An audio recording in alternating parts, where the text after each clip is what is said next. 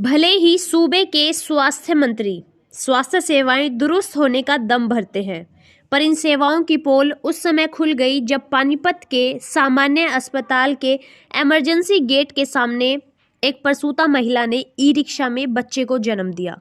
महिला के साथ आई तीमारदारों ने बताया कि बार बार बुलाने पर भी कोई स्टाफ नर्स नहीं पहुंची और जब डिलीवरी ई रिक्शा में ही हुई तो स्टाफ नर्स ने आकर उन्हें संभाला। मिली जानकारी के अनुसार अस्पताल में नर्स की रिटायरमेंट की पार्टी चल रही थी और सभी स्टाफ नर्स पार्टी को एंजॉय करने में लगी थी। वहीं बाहर एक प्रसूता महिला बच्चे को जन्म दे रही थी। बार बार परिवार वालों के बुलाने के बाद भी कोई स्टाफ नर्स वहां नहीं पहुंची और महिला ने जब ई रिक्शा में ही बच्चे को जन्म दे दिया तब वहां पर कुछ मिनटों के बाद नर्स आई और बच्चे और महिला को संभाला।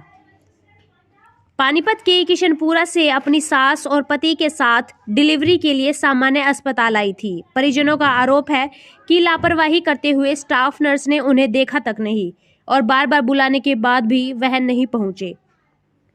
यह कोई पहला मामला नहीं है जब किसी महिला ने अस्पताल के गेट पर ही बच्चे को जन्म दिया है। कई मामले ऐसे पहले भी आ चुके हैं कि प्रसूता महिला यहां स्टाफ नर्सों की लापरवाही के कारण बच्चों को बाहर ही जन्म दे देती हैं। जब इस बारे में पीएमओ संजीव ग्रोवर से बात की गई तो उनका कहना था कि ऐसा नहीं है, स्टाफ ने उनकी कोई मदद नहीं की, पर जब उन्हें वीडियो दिखाया गया तो उन्होंने माना कि स्टाफ नर्स वहां पहुंच गई थी पर देरी से पहुंची। तो यह जांच का विषय है और इस समय इस मामले की जांच जरूर की जाएगी, क्योंकि इसमें दोषी पाया जाता है तो उसके खिलाफ कार्यवाही भी विभाग के द्वारा की जाएगी।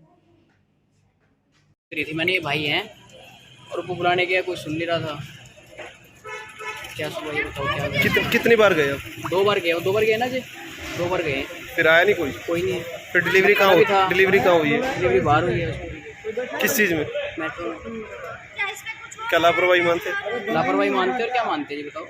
सिविल तो प्राइवेट ठीक है, किसी गरीब आदमी की मदद कर रहे हैं ना। तो आपने एम्बुलेंस को फ़ोन किया था 108? नहीं, आते हुए 15 मिनट हो गए हैं। अच्छा, आपका क्या नाम है? मेरा अंशु। नहीं, ऐसा नहीं है। मैंने अभी जैसे वो जो आपने क्लिपिंग है अवेलेबल हैं सोशल मीडिया में देखी है, उसमें पेशेंट के साथ हमारा स्टाफ है, हॉस्पिटल की स्टाफ नर्स है और वार्ड सर्वेंट भी साथ में है। तो जहाँ तक मेरी जानकारी है, इमरजेंसी का कोई स्टाफ किसी तरह ना कि इमरजेंसी के अंदर किसी तरह की विदाई पार्टी नहीं होती और ना ही इमरजेंसी का कोई स्टाफ विदाई पार्टी में था। क्योंकि 31 तारीख है, विदाई कई लोग रिटायर होते हैं तो लोग रिटायरमेंट का छोटा मोटा उनका फंक्शन तो चलो होता रहता है।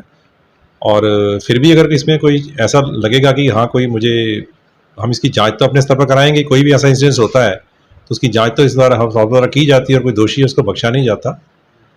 और अगर कोई कंप्लेंट मिलेगी तो भी और ना मिलेगी तो भी हम इसकी जांच करवाएंगे। स्ट्रेचर भी नहीं थे सर, बताया जा रहा है? नहीं, स्ट्रेचर भी आप देखो वीडियो में स्ट्रेचर साथ में है, नज़र आ रहे हैं। मैं नहीं मानता स्ट्रेचर वगैरह हमेशा अवेलेबल होते हैं, या ठीक है कि पेशेंट्स स्ट्रेचर लेके या व्हील चेयर लेके ट्रांसपोर्ट किए जाते हैं। कई बार इमरजेंसी में स्ट्रेचर दूसरे वार्ड में ले जाया जाता है तो उस समय हो सकता है टेम्परेरी कुछ देर के लिए कोई स्ट्रेचर ना नजर आए, पर ऐसी बात नहीं है। इसमें तो साफ नजर आ रहा है कि वहाँ स्ट्रेचर भी अवेलेबल है। तो इस केस में जैसे आप कह रहे हो कि ये ई रिक्शा में पेशेंट को लाया गया या जो भी है, अब ये तो देखो जांच का विषय है कि वह किस स्टेज में थी पेशेंट के बारे में, वो जब हम डिटेल करेंगे तो हमें पता लग जाएगा। पर ई रिक्शा में अगर पेशेंट आया है या लास्ट स्टेज में एकदम आया, डिलीवरी के दौरान ही आया है, तो उसमें ऐसी संभावना हो जाती है कि उसकी डिलीवरी रास्ते में भी हो सकती है।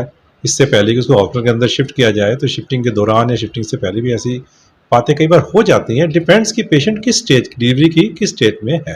तो पहले ही बता दिया है कि ऐसा कोई भी इंसिडेंस होता है तो हम अपने स्तर पर उसकी जांच तो करते ही हैं और कोई दोषी पाया जाता है तो उसके बख्शा नहीं जाता और सिस्टम में सुधार की कोशिश की जाती है।